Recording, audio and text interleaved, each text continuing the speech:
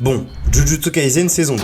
On reprend l'animé 12 ans avant la saison 1 avec Geto nous donnant une super description du goût des fléaux. En gros, c'est un peu comme avaler un torchon humide qui aurait servi à nettoyer du vomi. Appétissant, son pouvoir c'est de contrôler les fléaux qu'il a bouffés, ce qui est aussi pratique que dégueulasse. On retrouve ensuite les exorcistes Mei Mei et Utaime qui débarquent dans un manoir hanté qui pue le joueur de LoL. Luden, c'est un mythique, passif mythique qui donne de la PD magique, et donc en gros ça donne 6 de PD magique flat, donc t'as 2 items complets. Et qui se font piéger dans un couloir infini mais sont sauvés par les Gojo et Geto de l'époque qui sont deux énormes beaux gosses. Énorme. Faudra peut-être que l'auteur passe devant un lycée pour voir ce qu'est vraiment un ado de 16 ans parce que là il manque l'acné et l'odeur de chasuble. Il rentre à l'école et en plein basket commence à vouloir se la mettre mais sont arrêtés par le directeur qui est passé faire sa basket et qui leur donne une nouvelle mission consistant à protéger une fille destinée à être assimilée par un exorciste important sur lequel repose le bon fonctionnement de leur monde nommé Tengen. Putain.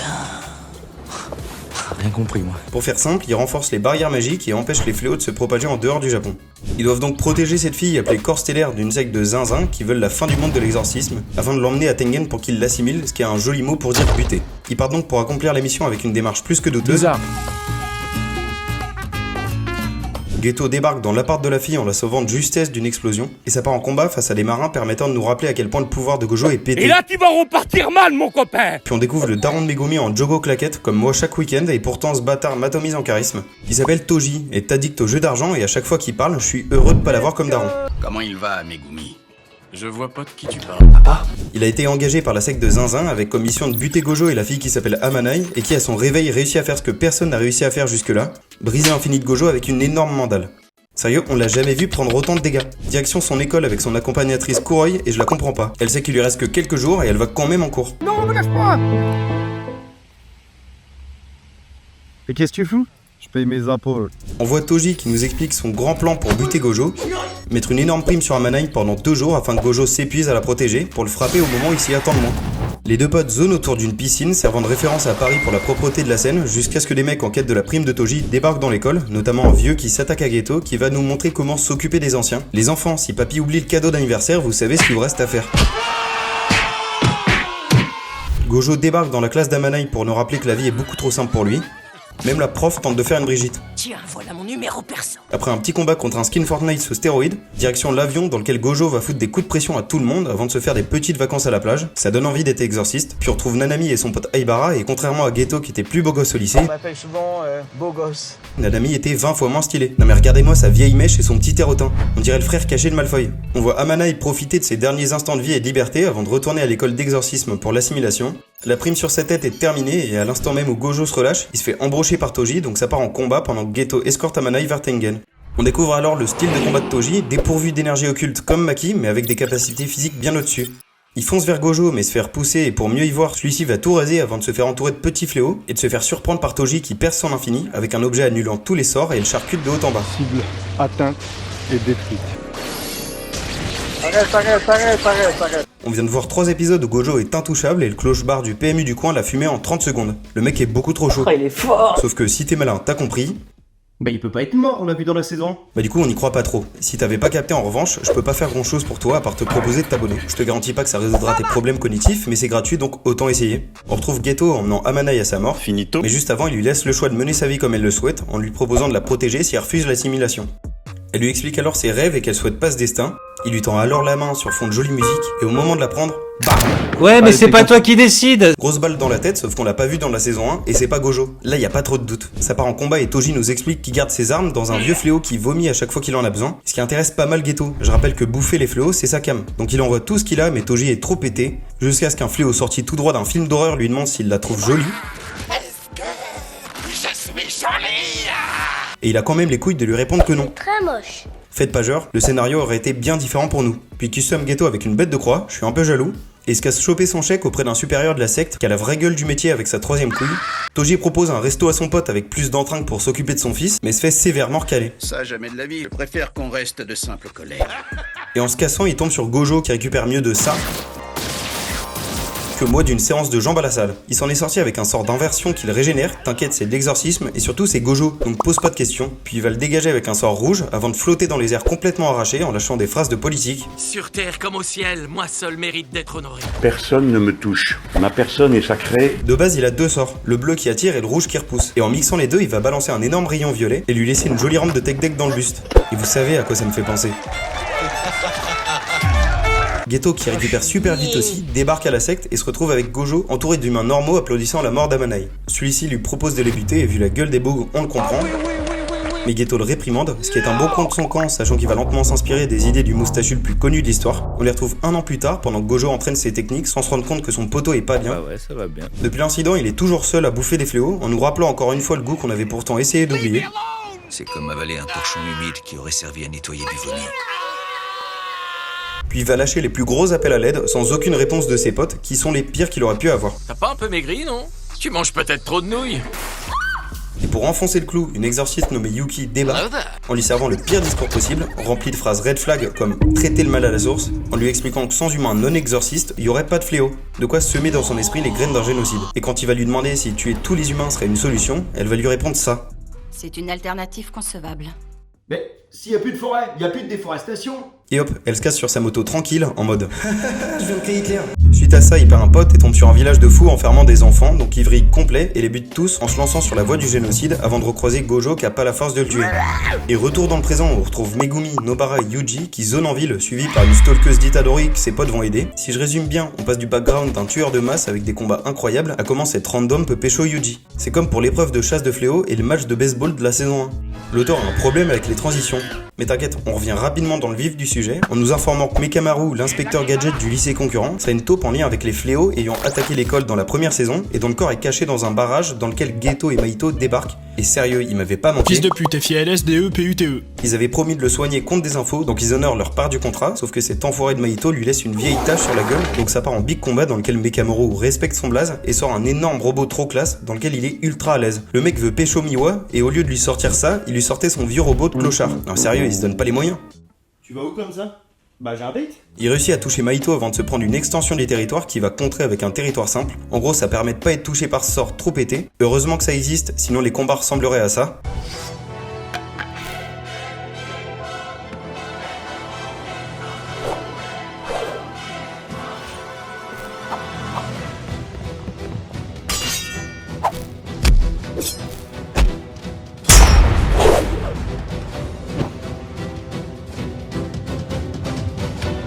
Extension du territoire. Ah bah je l'ai fait avant. Je te l'accorde. T'as été plus rapide. Mais personne regarde Jujutsu Kaisen pour Mekamaru. Donc il va se faire démarrer quand on débarque à Shibuya pour observer des personnes snapper un mec qui danse sur une gova. Ouais. Trop cool, mec, t'es trop cool. Ouais. Ils se retrouvent tous enfermés par une barrière magique avant de se faire aspirer dans le centre commercial. Zut, l'aspirateur, j'ai oublié de l'éteindre. Itadori débarque avec Mei Mei et son petit frère Oui. T'es mal à gueule des prénoms. Mec, tu t'appelles Jean?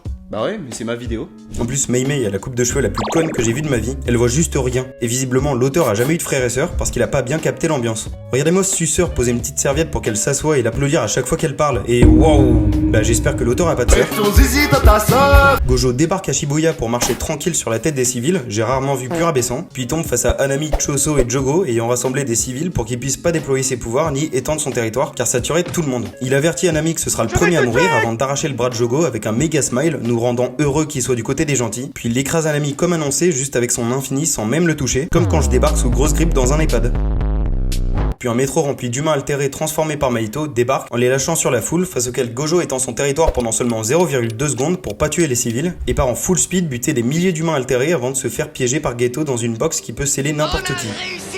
Puis on nous apprend que Geto est bel et bien mort et que quelqu'un s'est emparé de son corps. Yuji apprend la nouvelle du scellement de Gojo par un gadget de Mekamaru et il va le gueuler à tout le monde du haut d'un building comme un étudiant parlant de son projet de fin d'année sur LinkedIn. La seule différence c'est qu'ici on en a quelque chose à foutre. J'en ai rien à foutre. À partir de là, le reste de la saison va être une sorte de succession de combats tous magnifiquement bien animés. Ça commence avec Yuji et Fushiguro contre un vieux moustachu qui se balade en chaussettes et qui met des vieux coups de chlasse. Il est frustré par un coup de pression qu'il avait pris par Gojo quand celui-ci avait 4 ans. Lâche-toi! J'ai 4 ans. Non, t'es un menteur! Heureusement qu'il est jamais passé dans un parc parce qu'avec tous les gosses qui regardent mal, il aurait fait un AVC.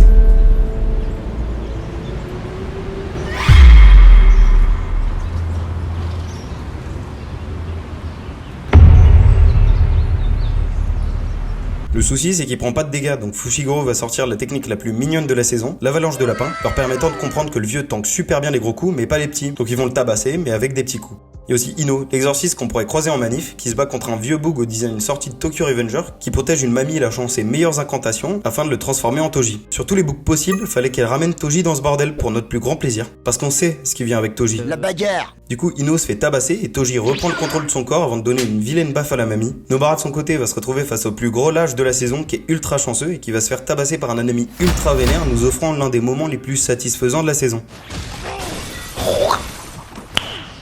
Nice. Yuji file à la gare en évitant à tout prix les escaliers, c'est son petit kiff à lui, sauf qu'il tombe face à Choso, tu vois l'âge. dont il a buté les frères en fin de saison 1. Et je te parle bien de ses trous de balles. Il y en a un qui a eu plus de chance à la naissance. Et le vrai monde, il va chez le coiffeur. Il peut manipuler son sang et l'utilise pour plein d'attaques, ce qui est trop fort. Du coup, il prend le dessus sur Yuji, qui reçoit le meilleur conseil de survie. Si t'as eu un grand frère, tu sais à quel point cette technique est efficace. Sauf que Yuji va pas les utiliser pour s'enfermer dedans en attendant que la tempête passe, mais pour les inonder afin que le sang de Choso se dilue. Ça part en pur combat à l'ancienne, mais Choso avait caché du sang qu'il utilise pour le transpercer et arrache une partie de l'épaule de Yuji, l'envoyant valser, avant d'avoir une révélation et de se rendre compte qu'ils sont frères. Donc il file sans rien demander de plus. Si l'info est vraie, ça veut dire qu'il y en a deux qui ont eu de la chance sur la génétique. Nanami débarque dans la gare avec Maki et Naobito, un vieil alcoolo du clan Zenin, et vont tomber face à ce poulpe dégueulasse nommé Dagon, sur lequel Naobito va directement stepper pour lui mettre une grosse droite, lui faisant vomir son repas, et ce bâtard a pris la gare pour un resto chino à volonté parce qu'il s'est régalé. Quelle grâce. Non, c'est bon. Je vais goûter si la fraise. Il va ensuite se transformer en un plus gros poulpe beaucoup plus fort, et ça part en combat dans lequel on découvre la rapidité de fou de Naobito, et le vieux est trop chaud. Comme quoi être alcoolique ça a du bon, et pour rentrer chez soi à une certaine heure, ça donne même endurance infinie. Sauf que Dagon va étendre son territoire, s'il existe d'autres territoires aussi terrifiants je suis preneur. Extension du territoire.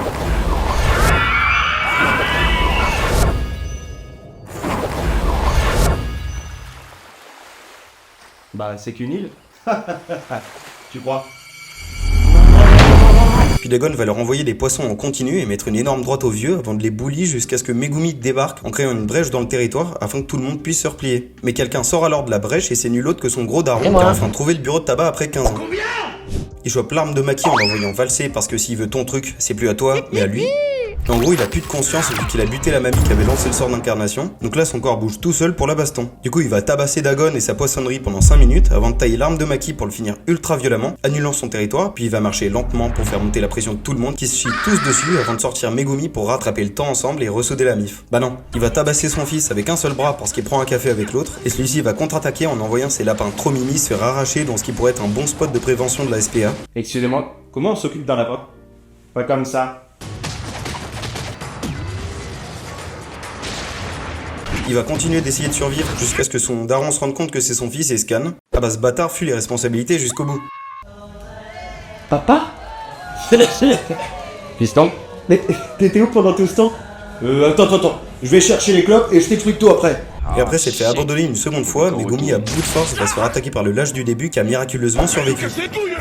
Au même moment, Jogo débarque et observe les restes de son poteau poulpe, donc c'est barbecue gratuit pour tout le monde. Le vieux tente de s'échapper en flexant avec sa vitesse, sauf qu'on n'échappe pas au barbecue. Puis sans les doigts de Sukuna et trace pour tomber face aux deux gosses sauvés par Geto au début de la saison, qui viennent de faire bouffer des doigts à Yuji. Du coup, il va lui enfiler aussi, permettant à Sukuna de prendre temporairement le contrôle de son corps, donc il se réveille en terrifiant tout le monde. Il leur ordonne de s'agenouiller, mais Jogo est un peu trop haut, donc il perd un bout de son crâne, et une fille lui demande de tuer le faux Geto, donc il lui explose la tête. Ah et tu donnes pas d'ordre à Sukuna. Il va finalement couper l'autre en deux. Puis il va se mettre à bully Jogo en jouant avec lui dans tous les sens pendant 10 minutes, en prenant même le temps de mettre des coups de pression à d'autres personnes. 1, 2, 3, soleil. Et c'est comme le fou du métro, t'es obligé de faire avec. 1, 2, 3 soleil, mais carrément. Moi j'adore, je sais pas vous.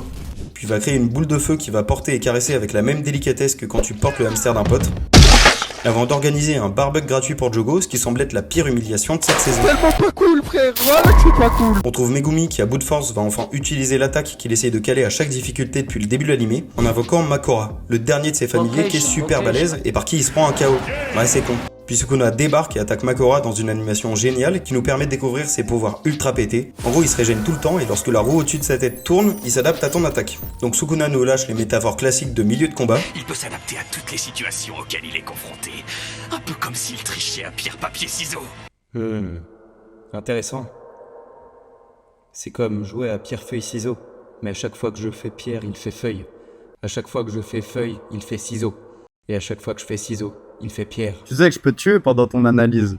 Sukuna finit par étendre son territoire qui coupe tout, auquel Makora réussit à s'adapter avant de se faire finir par une flèche enflammée. Puis le roi des fléaux va finir le petit lâche avant de laisser Yuji reprendre le contrôle et découvrir l'étendue de la dévastation faite par son propre corps. Donc il va péter son crâne et vriller mentalement sur la musique du générique qui tombe toujours au pire moment. Butez-moi! Non, non. You are my special. On retrouve Nanami en cosplay double face après avoir pris le barbuck qui va continuer de charbonner en tuant tous les humains altérés, mais t'inquiète, il est en vacances en Malaisie dans sa tête. C'est la scène favorite des patrons du studio Mappa. Mais ils sont pas exploités, ils sont en vacances dans leur tête. Mais à la seconde où il avait fini son taf, Mahito débarque et l'explose devant Yuji au cas où il aurait pas assez souffert, sauf que c'est pas assez pour l'auteur qui va aussi exploser Nobara sous ses yeux, le laissant brisé et sans espoir. Mahito en profite pour lui mettre un sale rayon noir avant de lui servir un discours ayant aussi peu d'impact sur Yuji que moi quand j'engueule mon chat. Il s'en fout complet. Mais juste avant de mettre le coup final, Mahito est déplacé par Todo et sa technique Boogie Woogie lui permettant d'intervertir deux humains ou objets en tapant les mains, ce qui doit pas être le plus pratique au quotidien. Waouh. Il demande à Yuji de se relever, mais toujours en mental breakdown, donc il le motive avec des mots compliqués, puis ça part en 2v1 contre Mahito qui va être super créatif dans ses formes d'attaque. De Beyblade en passant par une grille, à un remake de Thomas le Train qu'il faudra pas passer sur Gulli, puis Todo, ce gros prouveur, en profite pour s'arracher le t-shirt. De toute façon, c'est que de la gonflette. Yuji envoie un caillou avec lequel Todo change de place dans une attaque à la All Might, finissant par un kick de l'espace qui va rien faire du tout.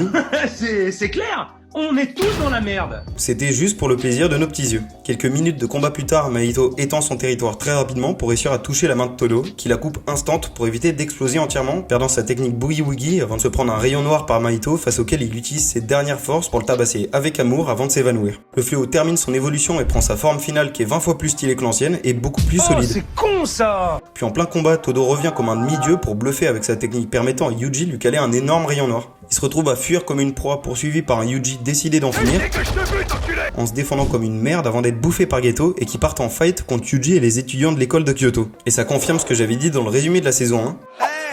Je vous avais dit quoi? À part Todo, ils sont tous gaze, notamment Miwa qui sacrifie tous ses entraînements passés et futurs dans une attaque ultime extrêmement décevante. T'es mauvais. Puis plein d'autres exorcistes débarquent, notamment Choso qui part en combat contre Geto, avant Kuraume, le second Sukuna débarque et frise tout le monde, avant de lancer une méga attaque, sauf qu'ils sont tous sauvés par Yuki, l'exorciste de rang S, qui avait fait turn Geto. Puis Geto s'enfuit avec Gojo, en lâchant 10 millions de fléaux sur tout le Japon, le plongeant dans l'apocalypse, et sans Gojo pour le protéger, Yuji est condamné à mort, donc il va devoir devenir plus puissant, sauf qu'ayant pas de sixième œil ou de gosse à abandonner, il lui reste plus que la technique de l'endurance infinie. Généralement c'est le premier qui fait mal.